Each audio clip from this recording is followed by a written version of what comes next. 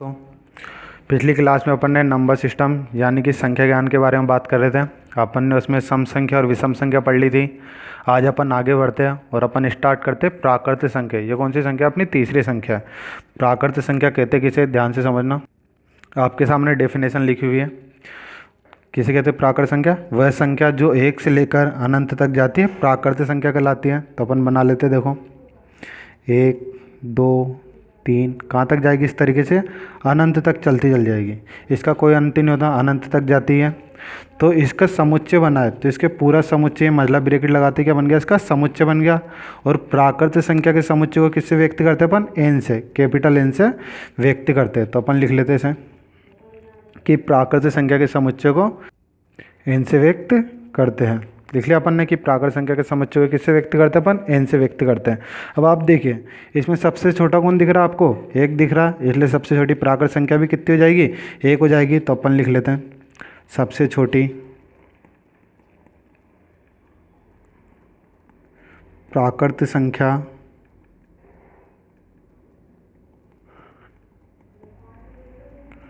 एक होती है।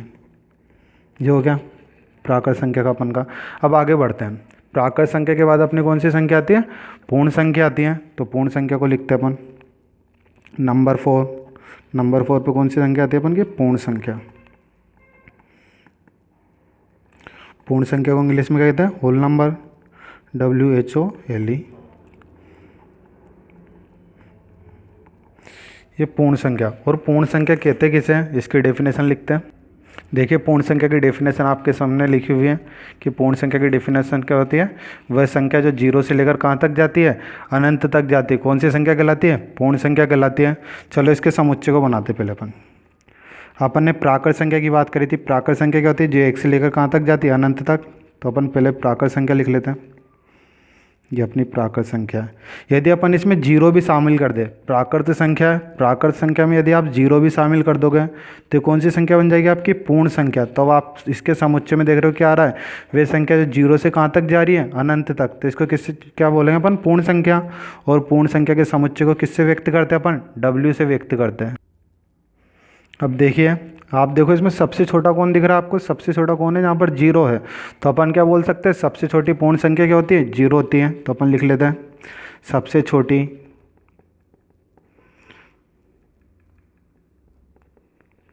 पूर्ण संख्या 0 होती है। यदि अपन इसके समुच्चय पर गौर करें, पूर्ण संख्या के समुच्चय पर, तो आप देखो, यदि 0 को हटा दे अपन, यहाँ से 0 को हटा दे, तो आपको क्या दिख रहा है? यहाँ से यहाँ तक की सारी संख्या है। यहाँ से यहाँ तक की सारी संख्या अनंत तक जो जा रही है, क्या दिख रही है आपको? प्राकृत संख्या दिख रही है। कौन सी संख्या दिख रही है आपको? प्राकृत। और प्राकृत संख्या में क्या शामिल हो रहा है? 0 शामिल हो रहा है। तो क्या बन रही है? पूर्ण संख्या बन रही है। तो अपन क्या बोल सकते हैं? सभी प्राकृत संख्याएं, जो सारी की सारी प्राकृत संख्या है, किसके समुच्चय में आ रही है? पूर्ण संख्या के समुच्चय में आ रही है। तो अपन क्या बोल देंगे? सभी प्राकृत संख्या कौन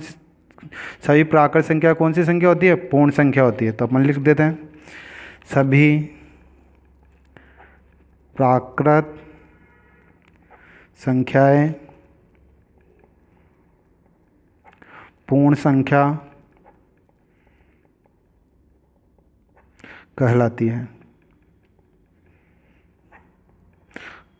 आपको ये वाली बात समझ में आ गई होगी कि अपन ने देखो, यदि 0 को हटा दे तो सारी की सारी प्राकृत संख्या है। यदि इसमें अपन 0 शामिल कर दे तो कौन सी संख्या बन जाती है?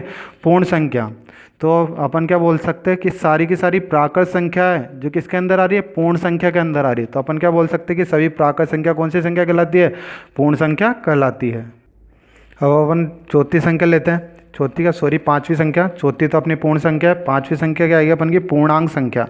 तो पूर्णांक संख्या के बारे में लिखते हैं। देखो, अपन पूर्णांक संख्या के बारे में बात कर रहे हैं। पूर्णांक संख्या किसे कहते हैं? जिसमें यदि अपन पूर्ण संख्या के साथ साथ कौन सी संख्या मिला ले अपन? ऋणात्मक संख्या यानी माइनस वाली संख्या भी शामिल कर ले तो कौन सी संख्या बन जाएगी? पूर्णांक संख्या बन जाएगी। तो इसकी डेफिनेशन लिख लेते हैं।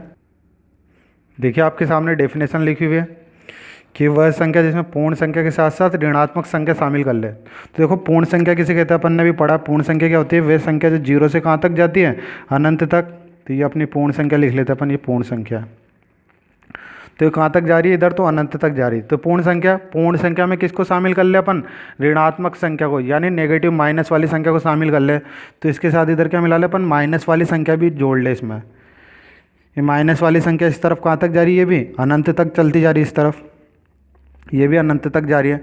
और इसका पूरा समुच्चय बंद कर दे तो इसको कैसे व्यक्त करते हैं, पूर्णांक संख्या के समुच्चय को कैसे व्यक्त करते हैं अपन, आई से व्यक्त करते हैं। तो अपन लिख लेते हैं कि पूर्णांक संख्या के समुच्चय को किससे व्यक्त करेंगे, आई से। देखो और आगे समझते हैं अपन इसमें। ये तो हो गया अपन के, क्या है सामने क्या लिखी हुई है आपके, पूर्णांक संख्या। तो अब पूर्णांक संख्या में अपन बात करें, सबसे बड़े और सबसे बड़े की बात कर लेते पहले। तो इधर भी कहाँ तक जा रहा है, अनंत तक, और इधर भी कहाँ तक जाएगा, ये अनंत तक जाएगा। दोनों तरफ अनंत तक जा रहा है। तो अपन को पता नहीं कि सबसे बड़ा कौन होगा, लेकिन अपन यहाँ पर बात करें कि सबसे बड़ा ऋणात्मक संख्या कौन सी है। तो आप देखो सबसे बड़ी ऋणात्मक संख्या कौन सी होगी, यहाँ पर -1। तो लिख लेते हैं अपन सबसे बड़ी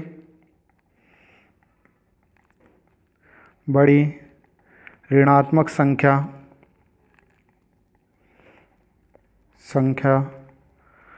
-1 होती है।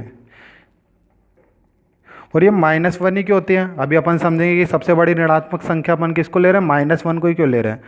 और देखो और चीज़ें समझ के देखते हैं अपन इस समुच्चय में। आप देख रहे हो यदि अपन इसको पूरे को हटा दे तो आप देख रहे हो 1 से लेकर अनंत तक जा रही है। तो सारी कौन सी संख्या आ रही है, सारी प्राकृत संख्या है, किसके अंदर शामिल हो रही है, पूर्णांक संख्या में शामिल हो रही है। तो अपन क्या बोल सकते हैं कि सभी प्राकृत संख्या कौन सी संख्या होती है, पूर्णांक संख्या। लिख देते हैं सभी प्राकृत संख्या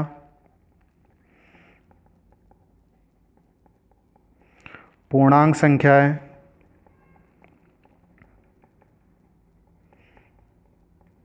होती है। देखो सभी प्राकृत संख्या कौन सी संख्या होती है, पूर्णांक संख्या है। यदि अपन और देखें गौर से तो आप देखो यदि 0 से लेकर या आगे तक की बात करें तो 0 से स्टार्ट होती है कौन सी संख्या होती है अपन की, पूर्ण संख्या होती है। तो आप देख रहे हो ये पूरा तो कौन सी संख्या का समुच्चय, पूर्णांक संख्या का। लेकिन अपन को कौन दिख रहा है यहाँ पर, पूर्ण संख्या दिख रही है। 0 से लेकर अनंत तक जा रही है तो पूर्ण संख्या दिख रही है। तो अपन क्या बोल सकते हैं, सभी पूर्ण संख्या भी क्या होती है, पूर्णांक संख्या होती है। सभी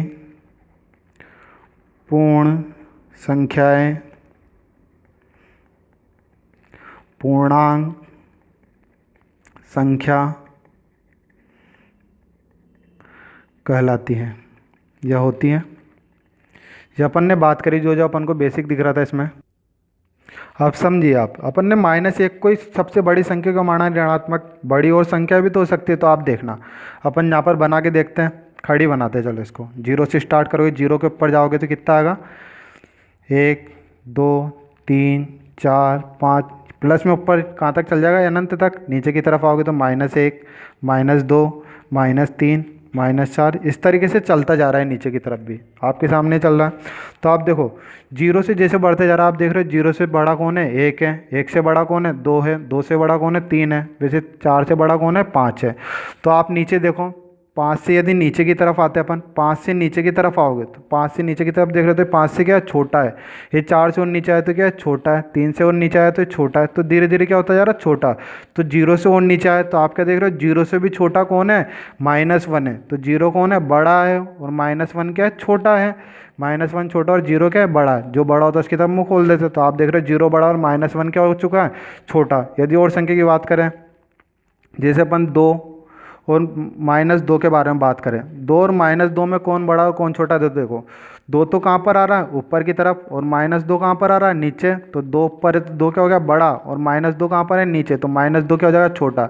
तो जो बड़ा होता है उसकी तरफ क्या खोल देते अपन, मुँह खोल देते इसका। और देखो यदि और बड़ी संख्या लें, जैसे अपन मान लेते हैं नीचे -100 आ रहा है, नीचे की तरफ और संख्या बढ़ाओगे तो क्या भी मिलेगा आपको, -100 भी मिल जाएगा। तो आपसे कोई पूछे -100 और -1, इन दोनों में कौन बड़ा है, तो आप देखो -100 और -1 में पता करना है कि कौन बड़ा है। तो आप देखो पहले कौन आ रहा है, पहले कौन आ रहा है, -1 आ रहा है। जैसे आप चलोगे देखो -1 तो ऊपर ही आ गया, और -100 कहाँ पर आ रहा है, नीचे की तरफ आ रहा है। तो ये तो नीचे वाला तो बहुत ज़्यादा छोटा होगा, बहुत ज़्यादा नीचे आ रहा है ना। और -1 कहाँ पर है, ऊपर ही है। तो -1 ऊपर आ रहा है तो क्या हो जाएगा, बड़ा हो जाएगा। तो ये ध्यान रखना, माइनस लगने के बाद संख्या क्या हो जाती है, छोटी हो जाती है। और माइनस, यदि दोनों माइनस है तो जो सबसे ज़्यादा बड़ी संख्या दिख रही है ना आपको, वही क्या बन जाएगी, सबसे छोटी संख्या बन जाएगी। जैसे अपन से पूछें, एक संख्या दे दे आपको 1000 से भी ज़्यादा बड़ी दे दे, लेकिन वो माइनस में, तो आप सोचो कितनी बहुत ज़्यादा नीचे जा चुकी है। तो और आपसे कोई पूछे ये आपको दे दिया जाए 10 ही दे दिया जाए, तो आपसे कोई पूछे इन दोनों में बड़ा कौन है, तो आप क्या देखोगे, ये तो माइनस में बहुत ज़्यादा नीचे जा रहा है और ये कहाँ पर आ रहा है, ऊपर आ रहा है। तो बड़ा कौन हो जाएगा इनमें, 10 ही बड़ा होगा, क्योंकि 10 तो बहुत ऊपर है। यदि इसके आगे माइनस लगा दें, माइनस लगा दो, यदि आप इस तरीके से नीचे जाओगे तो पहले क्या मिल जाएगा आपको, यहाँ बीच में -10 मिलेगा, और ये वाली संख्या तो क्या बहुत ही ज़्यादा नीचे मिलेगी, तब भी क्या आपका ये सही है। तो बड़ा कौन होगा आपका, -10 बड़ा हो जाएगा। आई होप आपको समझ में आया होगा।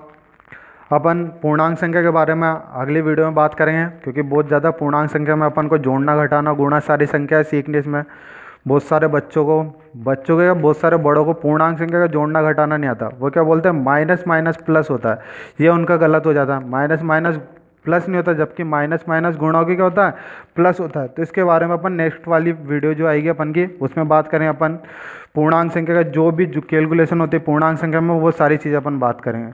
तो धन्यवाद बहुत बहुत आपका, क्या आप वीडियो को बराबर देख रहे हो और बहुत सहयोग कर रहे हो। तो आपके जो भी छोटे भाई बहन हो, 6ठी क्लास, 7th क्लास, 5th या 10th जो भी क्लास में पढ़ रहे हो अभी, उनको जो भी प्रॉब्लम आती है उनको आप ये वीडियो बताएं, उनके जो प्रॉब्लम होगी वो दूर होगी। तो अपन अगली वीडियो में बात करेंगे। Thank you.